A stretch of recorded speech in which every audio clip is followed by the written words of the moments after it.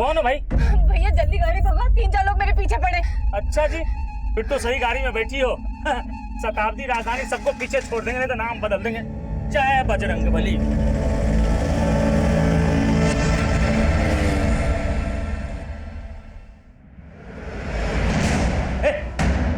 मेरे भाई की लाश कहाँ है? मेरे भाई की लाश कहाँ है? मेरे भाई की लाश। छोड़ो छोड़ो छोड़ो, क्या कर रहे हो? छोड़ो, क्या कर रहे हो? क्यों मार रहे हो? मुझे मेरे भाई की लाश चाहिए। तो भैया रहे नहीं, ऊपर से तुम लोग मुझे गलत लाश पकड़ा रहे हो। अरे इसे क्या देख रहे हो? यहाँ का इंचार्ज है, इसी ने सब कुछ किया होगा।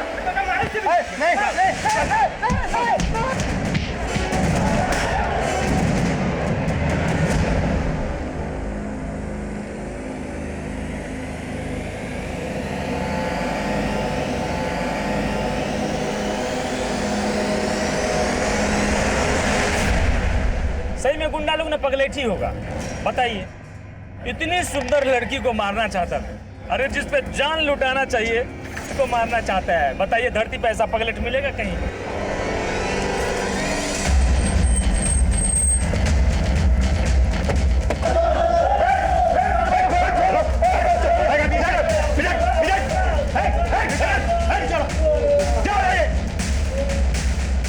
देखिए ना सर, ये लोग मारपीट कर रहे हैं यार। सर, इन्होंने मेरे भैया की लाश बदल दी।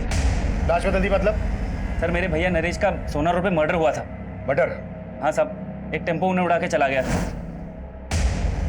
पहले बोले डेथ एक्सीडेंटल है, और अब जब हम अंतिम संस्कार के लिए बॉडी लेने आए तो ये लोग हमें गलत बॉडी दे रहे हैं। विवेक, क्या कह रहा है तू? तेरे नरेश भैया जिंदा है। आप कौन? सर, ये मेरी भाभी है, नरेश भैया की बीवी। पर ये तो बोल रही है कि नरेश जिंदा है और तुम बोल रहे हो सर, इनकी दिमागी हालत ठीक नहीं है। भाभी आप घर जाइए, मैं यहाँ सब निपटा के आता हूँ। एक मिनट, जट, आपको जो भी कहना है कहिए। साहब, हमारे साथ कोई मजाक कर रहा है। वो लाश नरेश जी की थी नहीं, तो हम कैसे मान लें कि वो मर गए हैं? सर, ये शिनाख्त के लिए नहीं गई थी। सोना पुलिस ने नरेश भैया की बॉडी मुझे दिखाई थी। भाभी ने उनकी बॉडी तब देखी जब हम उन्हें अंतिम संस्कार के लिए ले जाने आए। गलत बॉडी देख के भाभी को लग रहा है नरेश भैया जिंदा है। पर तू तो कह रहा है कि तेरे भैया का एक्सीडेंट नहीं हुआ था, मर्डर हुआ था। किसी पर शक जताया था? हाँ, नरेश भैया ओवरसीयर थे। एक कॉन्ट्रैक्टर अपना प्रोजेक्ट पास करवाने के लिए उन्हें रिश्वत देने की कोशिश कर रहा था। उन्होंने उस कॉन्ट्रैक्टर के खिलाफ एक्शन लिया था, उसी ने मरवाया होगा नरेश भैया को। बस कर विवेक, तू। मैं कह रही हूँ तेरे भैया जिंदा है। अभी आप बीच-बीच में क्यों बोल रहे हैं? मैं बात कर रहा हूँ ना। तू बार बार अपनी भाभी को चुप क्यों करवा रहा है? कहीं ऐसा तो नहीं है कि ये सब तेरा ही झोल मोल है? सर, अब आप भी सोना पुलिस की जैसी बातें कर रहे हैं। मैंने उन्हें कहा था नरेश भैया का एक्सीडेंट जानबूझकर करवाया गया है, लेकिन उन्होंने मेरी बात नहीं मानी। और अब इन्होंने जब बॉडी बदल दी है तो आप इनको बचा रहे हो। हम किसी को नहीं बचा रहे हैं, समझा? क्या चक्कर है? क्या बोल रहे हैं? लाश बदल दी? सर, इन लोगों को गलतफहमी हुई है। 9 नंबर की लाश इनकी थी, इनको दे दी हमने। अरे नंबर से हमें क्या लेना देना? पीछे रह के बात कर। सर, हमारे भैया को पहचानेंगे नहीं क्या? उनकी बॉडी अंदर है ही नहीं, इन्होंने कहीं गायब कर दी। तेरे नरेश भैया का फोटो है तेरे पास? सिंह, इसका नाम, नंबर और एड्रेस ले लो। जाइए जाइए, आप लोग आप भी जाइए, जाइए जाइए। करण, सोना पुलिस से जाके पता करो कि ये एक्सीडेंट का क्या चक्कर है। मैं तब तक यहाँ पर देखता हूँ कि ये लाश वास्तव में बदली गई थी क्या फिर कहानी कुछ और है। अच्छा हुआ कि चटाई गाड़ी में था, नहीं तो ये भी खरीदना पड़ जाता। करती क्या हो तुम? हम तेरे जैसों को हक देते हो, दिलाते हैं। सही में जब से तुम गाड़ी में बैठी हो ना, एकदम इम्प्रेस कर दिया हमको। अब कंट्रोल नहीं हो रहा है, अब हो जाए। पैक भी खत्म हो गया। अरे पागल हो गया क्या रे? समझा थोड़ा? क्या हुआ? पहले कपड़े तो उतार ले। और अब भी उतार लेते हैं हम कपड़ा।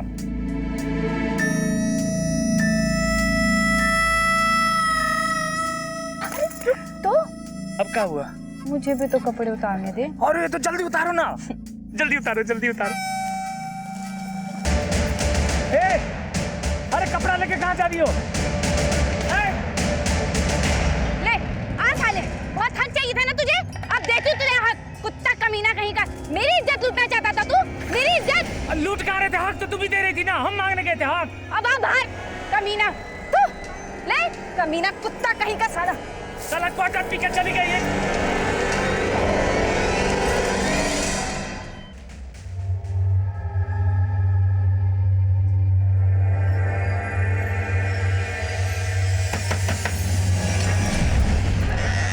हाँ बोलिए। कौन है तू और मेरे घर में क्या कर रही है? ये मेरा घर है। ये मेरे पति का घर है। क्या है मेरा पति? चिंटू के पापा जरा बाहर निकलना। चिंटू के पापा, चिंटू के पापा जरा बाहर निकलना। अरे कौन चिंटू के पापा? इधर कोई चिंटू के पापा नहीं रहता है। वही चिंटू के पापा जो तुझे यहाँ पे मेरी सौत बना के लाए। क्या है वो? बाहर निकालो उसे। क्या बकवास कर रही है? मैं बकवास कर रही हूँ? लगा ना तुझे धक्का? तुझे देखकर मुझे भी ऐसा ही धक्का लगा। क्या है चिंटू के पापा? बाहर निकाल मेरे पति को। अरे धक्का तो मैं तुझे दूंगी। चल निकल यहाँ से। निकालेगी ना तू? तुझे बाहर निकालेगी ना? तेरे पति को तो तूने संभाल लिया, ले उसके बच्चे को भी संभाल, समझी तू? अरे एक लेकर जा तेरे बच्चे को। हुआ क्या? वो तो आप बताएंगे। ये कह रही कि ये आपकी बीवी है और ये बच्चा आपका है। नहीं नहीं नहीं नहीं नहीं बहन जी, मैं इनकी बात नहीं कर रही थी। मैं तो अपने पति किशोर की बात कर रही थी। वो क्या है कि 6 महीने पहले मैं अपने पति के साथ यहाँ रहती थी।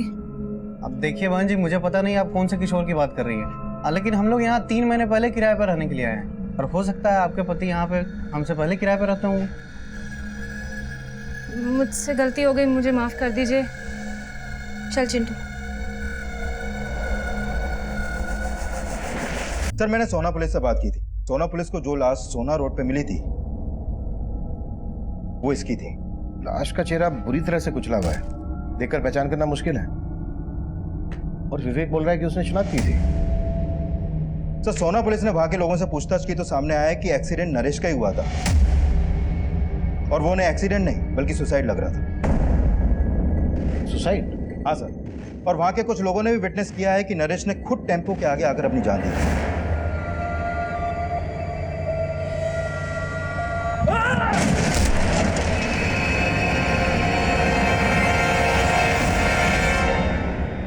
एक तरफ सोना पुलिस को कई ऐसे आई विटनेस मिले थे जिन्होंने नरेश को सुसाइड करते हुए देखा था, वहीं दूसरी तरफ नरेश का छोटा भाई विवेक बोल रहा था कि नरेश का मर्डर हुआ था और नरेश की पत्नी मालती का मानना था कि नरेश मरा ही नहीं, जिंदा है।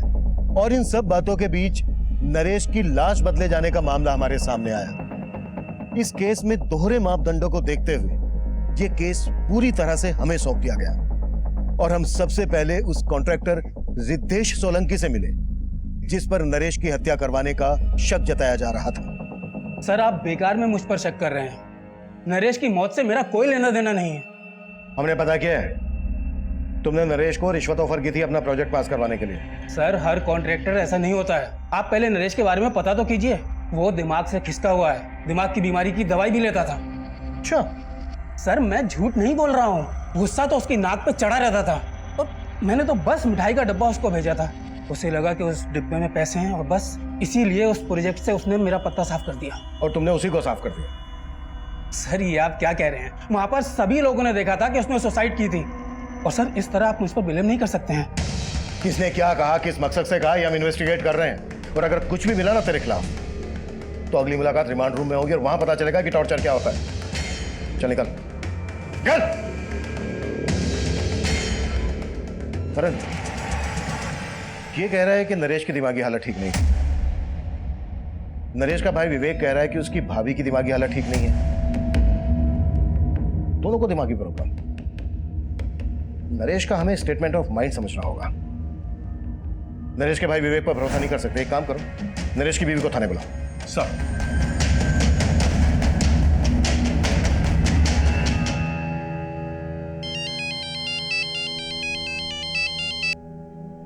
हाँ दिनेश बोलो। दी तुम अब तक गाँव नहीं आई वापस? नहीं दिनेश, जब तक किशोर जी का पता नहीं लग जाता हम गांव नहीं आएंगे वापस। अरे दीदी कोई फायदा नहीं है वहाँ रुकने का, जीजा जी अब मिलने वाले नहीं है। क्यों क्यों नहीं मिलने वाले? अरे दीदी उनने अपना पता बदल दिया और तुम्हें बताया तक नहीं। अब कैसे उन पर भरोसा कर सकती हो? मैं बोल रहा हूँ वो तुम्हें धोखा देके गायब हो गए। अब वहाँ भटकने का कोई फायदा नहीं है, चुपचाप गाँव वापस लौट आओ। देखो दिनेश, हम गांव वापस नहीं आएंगे और वैसे भी जहाँ किशोर जी काम करते हैं उस फैक्ट्री का हमें पता चल गया। हम वहीं जा रहे हैं उनके पास। दीदी हेलो मम्मी मुझे भूख लग रही है।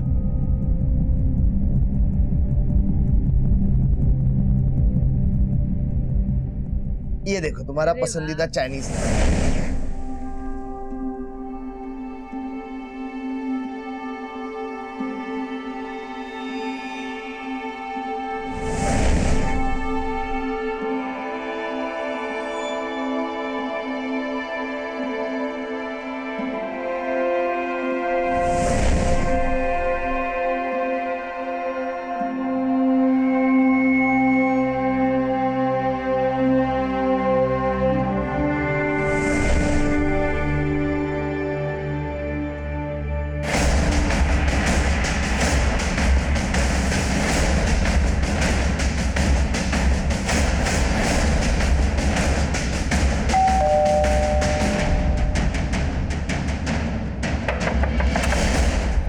दरवाजा खोलने में इतनी देर क्यों लगा दी? वो मैं कपड़े धो रहा था, लेकिन आप यहाँ? नरेश भाई की लाश मिली आपको? भाभी कहाँ है तुम्हारी? उन्हें थाने लेके चलना है, सर कुछ बात करना चाहते हैं। भाभी तो गाँव चली गई। गाँव चली गई? कब? आज सुबह। उनकी हालत बहुत बिगड़ती जा रही थी, इसीलिए उन्हें मायके भेज दिया। 2-4 दिन में आ जाएंगी। लेकिन आपने बताया नहीं, नरेश भैया की लाश मिली आपको? वो हम पता लगा रहे हैं, लेकिन जब भी तुम्हारी भाभी आ जाए उन्हें थाने लेके आ जाना।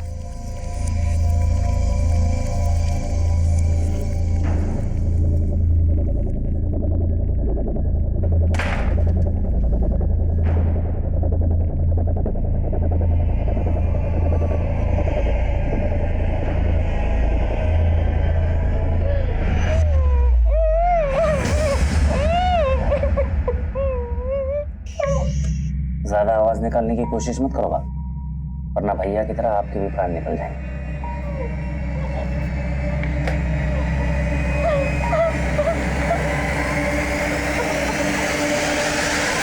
Excuse me sir. सर मैंने हॉस्पिटल के मॉर्ग का रिकॉर्ड स्टडी किया। सर उस रिकॉर्ड के मुताबिक वहां पर 9 लाशें थी, जिसमें से एक लाश नरेश की फैमिली को सौंप दी गई। सर उस दौरान उस लाश के अलावा कोई और लाश मॉर्ग रूम से बाहर गई नहीं। सर इसीलिए वो बोल रहे हैं कि नरेश की लाश किसी और लाश से बदल जाए। ऐसा हो ही नहीं सकता।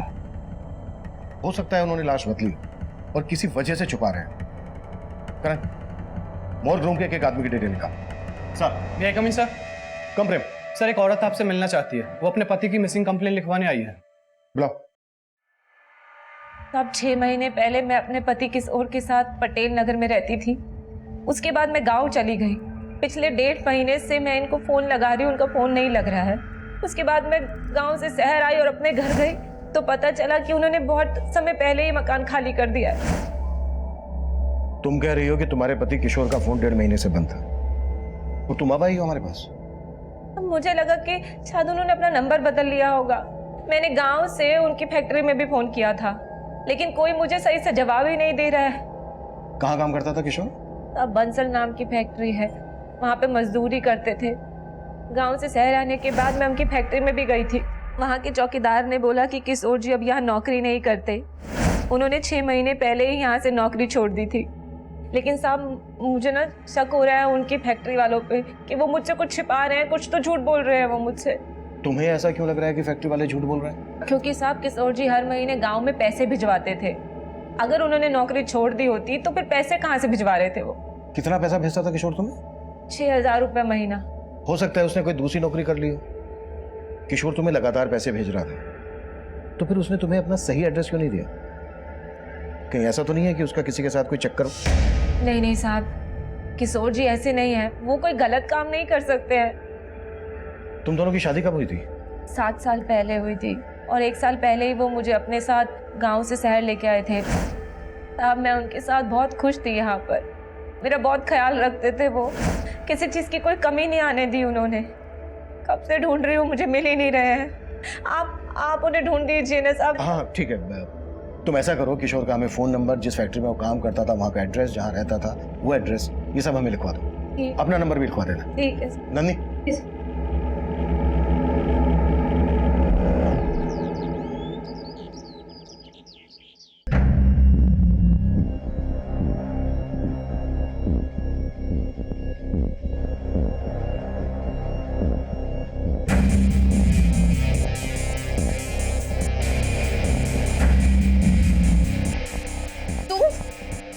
तू यहाँ क्या कर रही है? चल निकल यहाँ से। अरे कहाँ हुआ खुशबू? काय शोर मचा रही हो?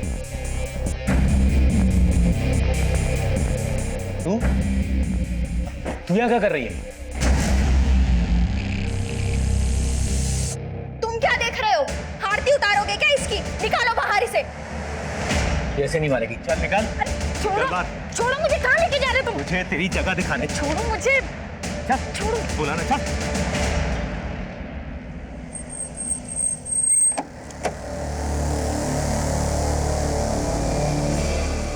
बंसल। जी, किशोर 6 महीने पहले तक मेरी फैक्ट्री में काम करता था, लेकिन फिर अचानक उसने काम छोड़ दिया। यहाँ से काम छोड़ने के बाद उसने कहाँ पर काम किया? अब ये तो मुझे पता नहीं, पर हाँ मेरे मैनेजर ने बताया कि वो अपनी आखिरी महीने की तनख्वाह भी लेकर नहीं गया। कितनी तनख्वाह थी उसकी? यही 6,000 रुपये, बाकी लेबर की तरह। 6,000 रुपए। इतने ही पैसे हर महीने वो अपनी बीवी को भेजता था, फिर अपना खर्चा कैसे चलाता होगा? तो वो बहुत जुगाड़ी आदमी था। जब वो पहले दिन मेरी फैक्ट्री में आया था ना काम करने के लिए, तो उसका पहनावा देखकर मैं मतलब हैरान हो गया था। Good morning sir. Good morning. कौन से डिपार्टमेंट से हो आप? सेठ जी, हम किशोर, आपका नया वर्कर, आज ही से ज्वाइन किया हूँ।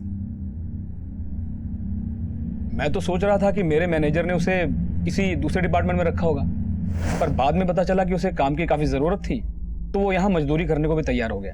और थोड़े दिनों बाद उसने मेरी फैक्ट्री के साथ साथ दूसरी फैक्ट्रीज में लेबर सप्लाई का काम भी शुरू कर दिया। यहाँ किसी के साथ उसका कोई लड़ाई झगड़ा हुआ था?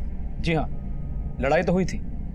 एक पाठक नाम का आदमी था जो पहले मेरी और दूसरी फैक्ट्रीज में लेबर सप्लाई का काम करता था, पर जब से ये किशोर धंधे में कूदा तो पाठक का काम बैठ गया। तूने मेरे धंधे में हाथ डाल के अच्छा नहीं किया।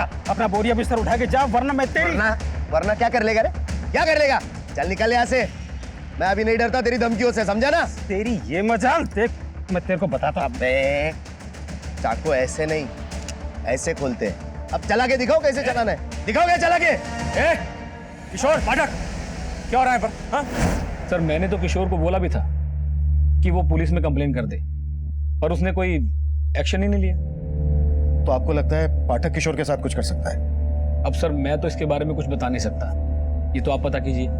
पर सर, किशोर का इस तरह से गायब होना मुझे कुछ ठीक नहीं लग रहा है।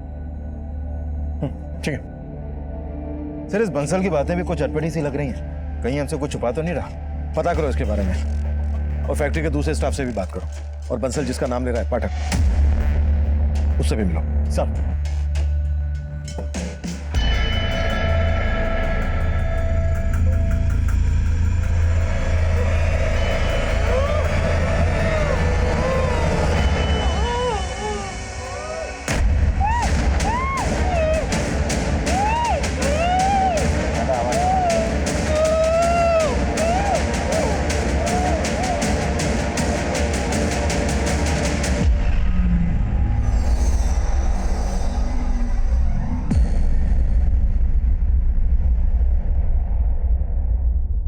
दीदू फालतू में जीजा जी के लिए आंसू बहा रही है। तू वहाँ गांव में तंगी में गुजारा कर रही थी और उन शहर में ऐश कर रहे थे। हम बोल रहे हैं धोखा दे रहे हैं वो तुम्हें, तो तुम उन्हीं के लिए रोए जा रही हो। पुलिस स्टेशन से फोन है, लगता है किशोर जी के बारे में पता चल गया।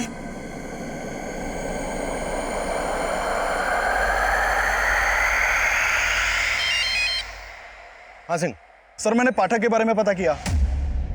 वाकई किशोर से उसका 36 का आंकड़ा था। उठा लाओ। सर, वो काफी दिन से गायब है। सर, गुरुग्राम रेलवे स्टेशन के पास उसकी एक दुकान है, लेकिन दुकान भी काफी दिन से बंद पड़ी है। किशोर फिलहाल कहाँ रह रहा था, कुछ पता चला? सर, उसका मोबाइल नंबर उसके पुराने एड्रेस पे रजिस्टर्ड है, लेकिन सर वो घर उसने 6 महीने पहले ही छोड़ दिया था। किशोर अपनी वाइफ को हर महीने पैसे ट्रांसफर करता था। उसके बैंक अकाउंट से उसका एड्रेस पता करो। ओके? जैन सर। जय सर, मैंने किशोर की बीवी से बात की। वो पाठक के काम से जुड़ी कोई भी बात नहीं जानती है। नरेश की बीवी आने वाली थी, कब आ रही है? हाँ सर, विवेक ने बोला तो था कि वो कल गांव से आने वाली है।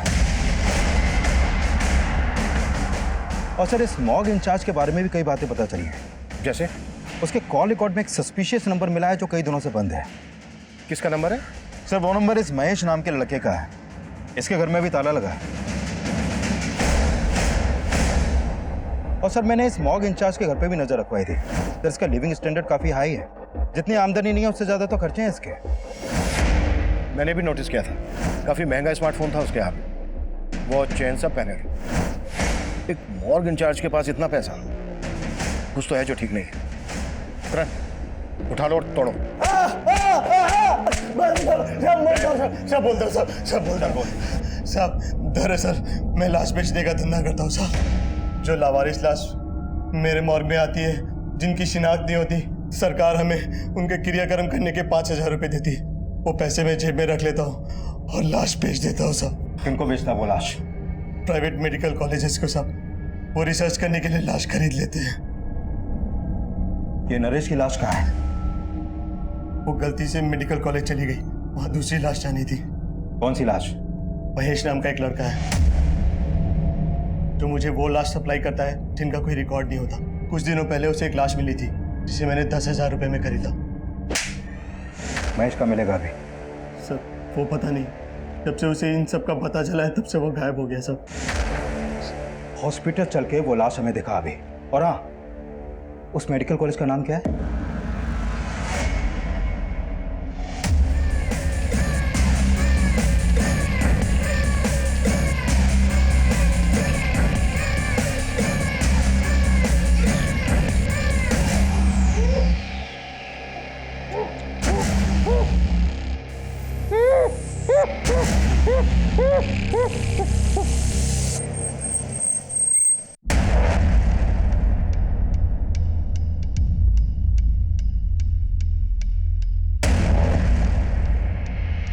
सिंह, नरेश के भाई और नरेश की बीवी को शनाख्त के लिए बुला लो और यहाँ के डीन और इंचार्ज को थाने लेकर आओ। ठीक है सर।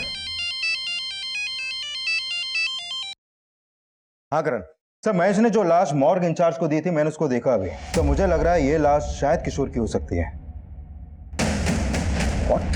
सर बस मुझे लग रहा है, आई एम नॉट श्योर, क्योंकि इस लाश का चेहरा भी बुरी तरह बिगड़ा हुआ है, लेकिन इसकी कद काठी कुछ कुछ किशोर से मिलती है। तुरंत बायोमेट्रिक करके पता करो। और किशोर जहाँ रह रहा था पता चला? हाँ सर, उसका एक दूसरा एड्रेस मिला बैंक से। ठीक है, उसके एड्रेस पे जाके देखते हैं। मुझे एड्रेस मैसेज करो। सर, नरेश के भाई के नंबर पे कॉल किया, उसका नंबर नहीं लग रहा है। नरेश का भाई बोल रहा था कि उसकी भाभी गांव से आकर हमसे मिलने वाली थी, वो भी नहीं आई। सिंह, उसके घर जाके देखो। ठीक है सर। साहब, साहब, क्या हुआ? साहब, उस लड़की ने मेरा जीना हराम कर दिया। कौन लड़की? साहब, उसने मेरे घर से गहने जेवर सब चुरा लिए और मुझे बांध के भाग गई। अरे वो तो ठीक है, लेकिन ये बताओ कौन है वो लड़की? वो इनकी बेटी है सर, और वो कोई नहीं, वो मैं। ये रहे वो गहने जो मैंने अपने ही घर से चुराए। मैंने इनको यहाँ भागते हुए देखा तो मैं भी यहाँ आ गई, क्योंकि इससे पहले ये मेरे खिलाफ कुछ बोले तो मैं अपनी बात आपके सामने कोई बात नहीं साहब, चोर है तू, पकड़ लो साहब इसको। भागी नहीं जा रही हूँ मैं कहीं। सर पहले आप मेरी बात सुन लीजिए, अगर फिर भी लगे कि मैं गलत हूँ तो कर देना मुझे अंदर। ठीक है, बोलो। बेटी हूँ मैं इनकी, और इनकी जायदाद पर कानूनी मेरा भी अधिकार है, लेकिन इनके बेटे और इनकी बहू यानी मेरे भैया और भाभी मुझे मेरा हक देना ही नहीं चाहते। कहते बाप की संपत्ति में बेटी का कोई हक ही नहीं होता। और जब मैंने कहा कि मैं कोर्ट का दरवाजा खटखटाऊंगी तो मेरे इस बाप और जो घर में बैठा है भाई, इन दोनों ने मेरे साथ बहुत ज्यादती की।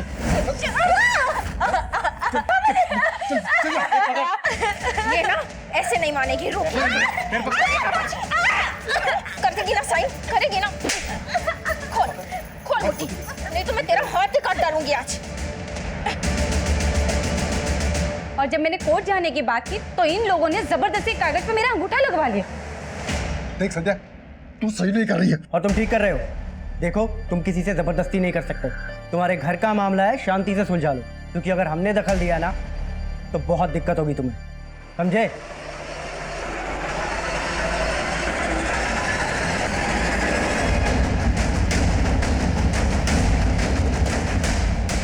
सर, यही किशोर का घर है, लेकिन पड़ोसियों से पता चला है कि कई दिनों से यहाँ पे ताला लगा है।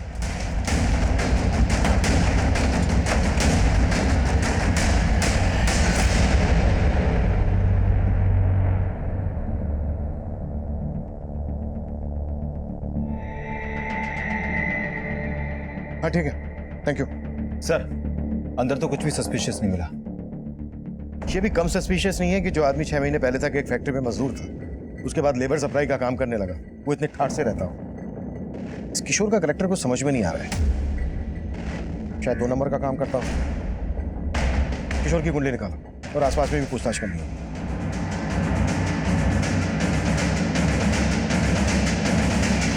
सर, किशोर क्या करता था ये तो नहीं मालूम मुझे, लेकिन काफी धाकड़ आदमी था। लोग महंगी महंगी गाड़ियों से आते थे यहाँ।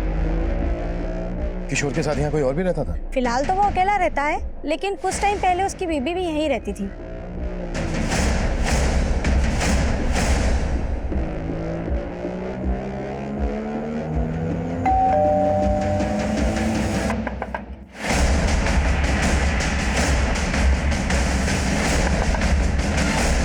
सर आप?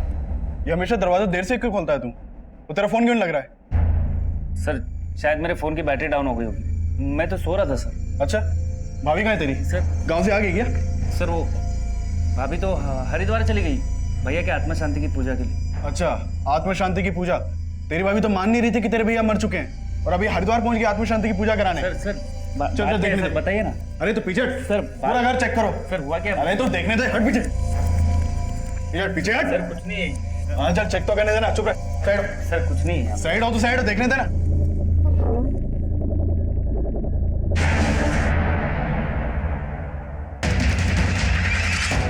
मालती, नंदिनी जल्दी आओ। पकड़ इसको।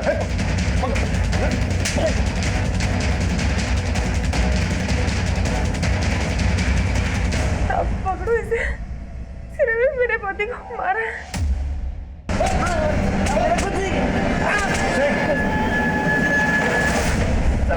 मैंने चल बोल। कुछ नहीं किया साहब। कुछ नहीं किया? साहब मैंने कुछ नहीं किया साहब, मैंने कुछ नहीं किया। सिंह, उल्टा लटकाओ इसको। साहब साहब रुको साहब, साहब बता रहा हूँ, सच बता रहा हूँ साहब। चल बोल। अब मैंने सच्ची अपने नरेश भैया को नहीं मारा, लेकिन हाँ उनकी मौत के बाद उनकी जायदाद का लालच हो गया था मुझे। लेकिन मौज वालों ने गलत बॉडी दी थी, मैं तो वो लाश लेके भी चला देता, लेकिन भाभी बोलने लगी वो लाश नरेश भैया की नहीं है। लेकिन तूने अपनी भाभी को किस मकसद से बंधक बना के रखा था? अब भाभी पहले से ही पागल थी, और उस दिन के तमाशे के बाद मेरा दिमाग खराब हो गया था। मैंने सोचा उन्हें दबा दे के पूरा पागल कर दूं, और खुद अकेले सारी संपत्ति का मालिक बन जाऊं। हो सकता है इसी मकसद के लिए तूने अपने भाई का एक्सीडेंट करवाया हो। नहीं साहब, इसमें मेरा कोई हाथ नहीं, मेरा यकीन कीजिए, मैंने अपने भैया को नहीं मारा।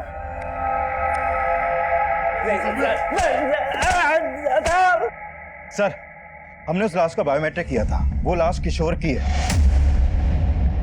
और उसके आधार कार्ड पे उसके गांव का एड्रेस है। यानी अब यह कंफर्म हो गया है कि किशोर का मर्डर हुआ है, और वो लाश जो महेश ने मॉर्गन चार्ज को दी थी वो किशोर की थी। महेश के बारे में कुछ पता चला? सर, हमने अपने खबरियों को उसे ढूंढने के लिए लगाया हुआ है, और सर ये भी पता चला है कि किशोर की बीवी अब यहाँ नहीं है। वो कल अपने भाई के साथ गांव चली गई थी।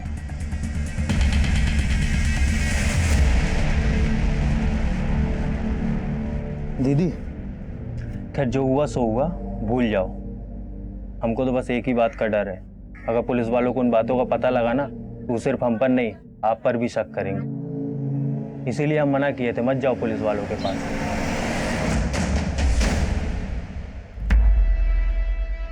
अरे अरे, कौन हो तुम लोग और अंदर कैसे घुसे चले आ रहे हो? अरे भाभी जी, इन्हें मैंने बुलवाया है। अरे मैंने सोचा अपने आने की खुशी में पूरे गांव वालों को भोज खिला दूं। पागल हो गई हो क्या तुम? और तुम खड़े खड़े क्या देख रहे हो? निकालो इसे बाहर। अरे ये मुझे नहीं निकाल सकते, अगर इन्होंने मुझे निकाला ना तो तुम सब के सब जेल जाओगे। क्यों पापा जी? देख संध्या, तू चाहती क्या है? हिस्सा। चल दे दिया तुझे हिस्सा, मैं तुम्हें लिख के देता हूँ। पापा जी, अब मैं लिखे विखे पर भरोसा नहीं करूंगी। हाँ एक काम करते हैं, ये घर आप सब रख लो, लेकिन इस घर की आधी कीमत यानी कि 20 लाख रुपए कैश मुझे दे दो, कर लेते हैं समझौता। 20 लाख? भाभी जी, अगर 20 लाख नहीं दिए ना तो कोर्ट कचहरी पुलिस ये सब। पापा जी, भाभी जी तो नहीं समझ रहे, लेकिन आप तो समझ रहे हैं ना।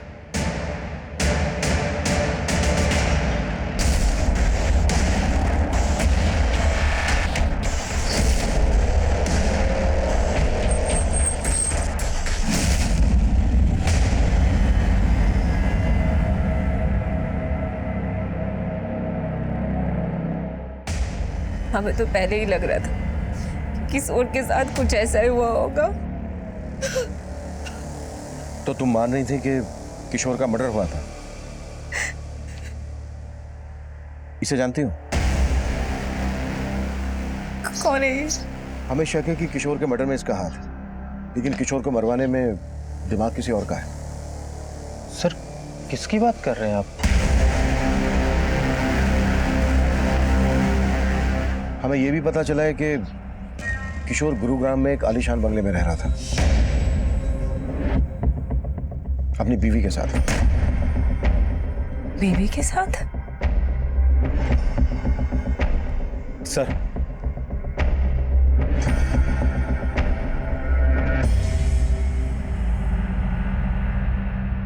सर एक किशोर के बचपन का दोस्त है।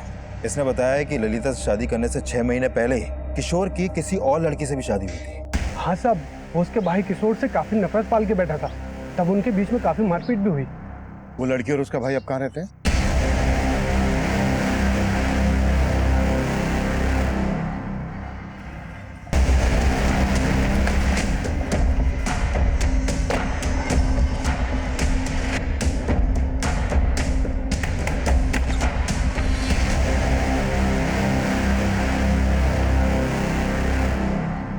हाँ दिए थे हम धमकी किशोर को। मेरी बहन से दूर रहना, वरना जान से मारेंगे। देखो ये चल। उसके बावजूद वो हमारी बहन को भगा ले गया। लेकिन सर इस बात को सालों बीत चुके हैं, अब ये सब क्यों पूछ रहे हैं आप? क्योंकि किशोर का मर्डर हुआ और पता चला कि किशोर नहीं बल्कि तुम्हारी बहन संध्या उसको अपने साथ लेकर भागी थी और शहर जाकर किशोर को छोड़ के वो फिर से किसी और के साथ भाग गई। और अभी 6 महीने पहले वो वापस किशोर की जिंदगी में आई और अभी रिसेंटली उसको किशोर के साथ गुरुग्राम के एक घर में देखा गया और उसी के बाद हमें किशोर की लाश मिली। कहाँ है संध्या? सर हमें नहीं मालूम। मालूम नहीं है, कहीं छुपा के रखा है सर। अरे सर हम क्यों छुपाएंगे, हम तो उल्टा उससे पीछे छुड़ाना चाहते थे। आई थी वो यहाँ, लेकिन 6 महीने पहले।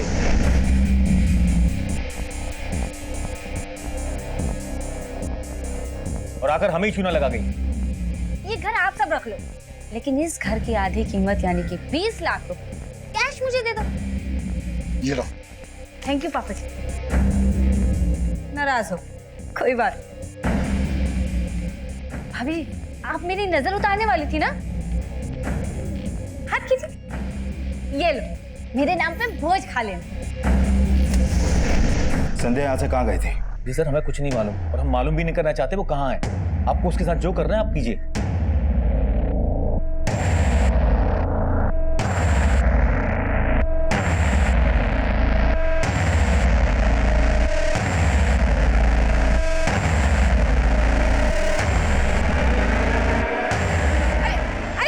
पागल हो गया क्या? सुन तो, अरे मेरी बात तो सुन। सर संध्या के भाई और फादर से उसका एक नंबर मिला था जो काफी दिनों से बंद है। हो सकता है उसने कोई नया नंबर ले लिया हो, और अगर उसने कोई नया नंबर लिया है तो किसी ना किसी सर्विस प्रोवाइडर को उसने अपना आईडी दिया होगा। करण, टेलीकॉम कंपनी को संध्या का अपडेट भेजो, शायद उसका कोई दूसरा नंबर सामने आ जाए। Right sir. किशोर की पहली पत्नी संध्या किशोर मर्डर केस में प्राइम सस्पेक्ट बनकर सामने आई, लेकिन किशोर के काम से जुड़े कई ऐसे सवाल थे जिनका जवाब हमें अभी भी नहीं मिला था। और किशोर का वो घर जो किशोर की हैसियत से काफी आलीशान था, उस घर में संध्या ही किशोर की पत्नी बनकर रह रही थी। लेकिन गांव वालों के बयान के मुताबिक संध्या ने किशोर को कई साल पहले ही छोड़ दिया था। ललिता के रहते संध्या का किशोर की जिंदगी में वापस आना, कहीं ना कहीं ललिता और उसके भाई दिनेश का इसमें किशोर को मारने का मोटिव तो नजर आ रहा था। लेकिन इतना भी साफ था कि किशोर की लाश उस मॉर्ग इंचार्ज को महेश नाम के एक लड़के ने बेची थी। और पाठक के गायब होने का रहस्य भी हमारी समझ में नहीं आ रहा था। हमने पाठक, महेश और संध्या को ढूंढने के लिए अपना खबरी नेटवर्क एक्टिव कर दिया और हमें जल्द ही महेश के सोनीपत में छुपे होने की टिप मिली।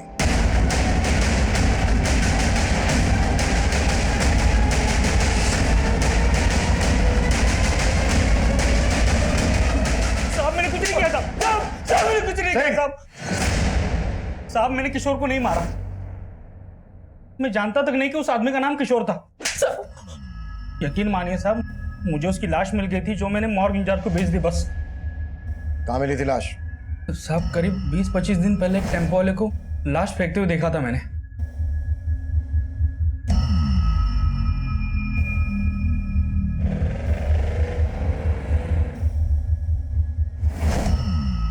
कौन था टेम्पो वाला?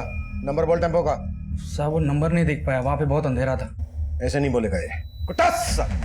साहब मैं सच बोल रहा हूँ साहब, साहब मैं सच बोल रहा हूँ साहब, साहब साहब साहब मैं सच बोल रहा हूँ साहब।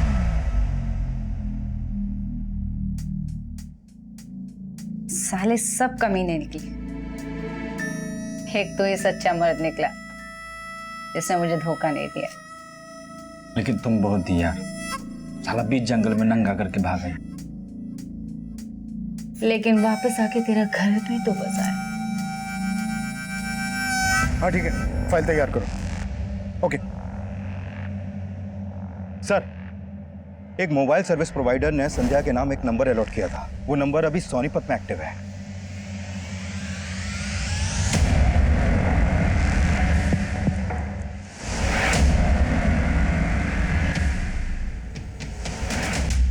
बच्चा देगी हमको। बोलना कितने बच्चे चाहिए तुझे? एक टेम्पू बाहर खड़ा है उसके लिए और एक दूसरा लोन पे लेने वाले हैं। बस 2, हम 2 हमारे 2। सॉरी यार, वो तो नहीं हो पाएगा क्योंकि अब पूरी जिंदगी जेल में गुजरने वाली है तुम्हारी। ये प्लान तो कैंसिल। सकती थी। मैंने किशोर को प्यार के जाल में नहीं फंसाया सर, बल्कि सच तो यही कि मैं उससे बहुत प्यार करती थी, लेकिन उसके दिल में मेरे लिए प्यार नहीं। उसके लिए मैंने अपना घर छोड़ा, उससे भागकर शादी की, और उस कमीने ने मुझे कोठे पे बेच डाला। मुझे नहीं जाना, छोड़ जिंदगी बर्बाद कर दी। छोड़ दो, मुझे नहीं जाना, मुझे नहीं जाना। पूरे 7 साल नरक की जिंदगी जी है मैंने सर। फिर 6 महीने पहले मैं किसी तरह वहां से भाग निकली।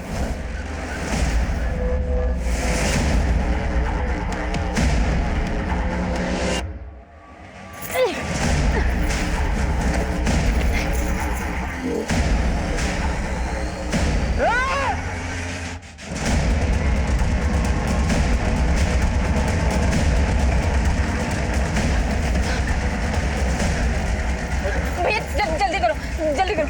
पूरी जिंदगी धोखे खाए हैं मैंने, लेकिन जीतू ने, उसने मुझे नई जिंदगी दी। उन लोगों से भागकर सालों बाद मैं अपने घर लौटी थी, और मेरे घर वालों उन्हें जानवरों की तरह मुझे घर से निकाल दिया। लेकिन मैं भी उनसे अपना हक लेके ही मानी। लेकिन पिछले 6 महीने से तुम गुरुग्राम में किशोर के साथ उसके घर में रह रही थी, उसकी जिंदगी में फिर से एंट्री मारी, उसे बदला लेने के लिए उसे मार डाला। मैंने उसे नहीं मारा है सर। हाँ, मैंने उसकी जिंदगी में एंट्री ली, बदला भी लिया। उसने मुझे बेचा था, मैंने भी उस कमीने को 10 लाख में बेच डाला। बेच डाला? किसे बेच डाला? मैं उससे बदला लेना चाहती थी, इसीलिए झूठ के सहारे मैंने उसकी जिंदगी में एंट्री मारी।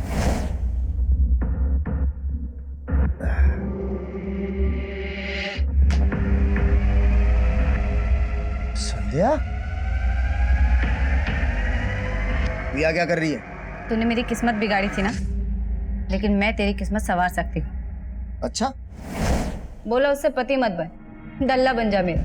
और लालची इंसान तो गधे को भी बाप बना लेता है। फिर उसने तो मुझे झूठी मलिका बना ली। अपने बाबू लोगों को खुश करने के लिए मेरे साथ सुलाने लगा। लेकिन किशोर को किसे बेचा तुमने, ये बोलो। उसके बॉस बंसल को। कायल था वो मेरा, लेकिन अब सहा नहीं जा रहा, बहुत हो गया। इसलिए एक दिन, बंसल जी, मेरी माँ की बहुत तबीयत खराब है, मुझे 10 लाख की बहुत ज़रूरत है, प्लीज़ कर दीजिए ना। अब इतने प्यार से बोलोगे तो इंतजाम तो करना पड़ेगा मेरी जान। आप कितने अच्छे हैं ना। और फिर बंसल मेरी बातों में आ गया। बड़ी आसानी से उसने 10 लाख रुपए मुझे दे दिए, और फिर मैंने अपना रंग बदल दिया। संध्या, कहाँ है तू? तू मेरा फोन क्यों नहीं उठा रही? संध्या, तुझे पता है ना तेरे बिना मेरा। आपको आपकी तन्हाई मुबारक हो बंसल साहब, अब मैं नहीं आऊंगी। मतलब तू मेरा 10 लाख रुपए लेके चंपत हो गई? अरे 10 के बदले किशोर भी तो दिया है, उसे रख लो। संध्या, संध्या मेरी बात सुन।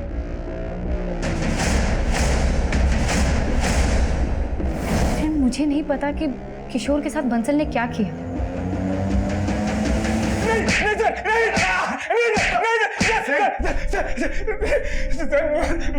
मैंने किशोर को नहीं मारा सर। अच्छा? सर, उसकी बीवी मेरे 10 लाख रुपए लेके भाग गई थी सर, तो मैंने उसे अपना कुत्ता बना लिया था सर।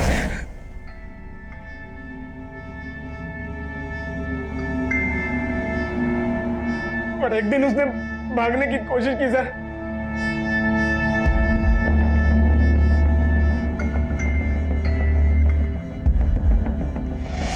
किशोर, ए किशोर!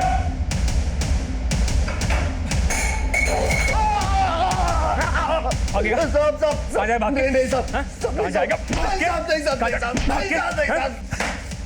पड़ा रहा रात पर यहीं पर। और सर, कुछ देर बाद मेरे आदमी ने आकर मुझे बताया कि किशोर मर गया है सर।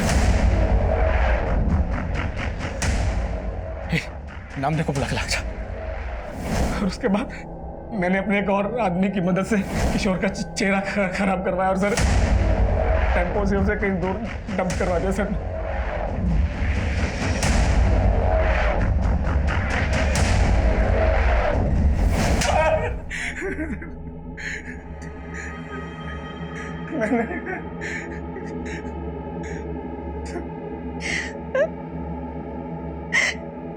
किशोर जी, मेरे साथ भी यही सब करते थे।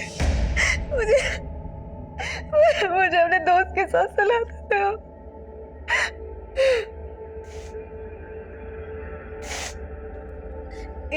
इन सब चीजों से थक कर मैं शहर से गांव भाग गई थी।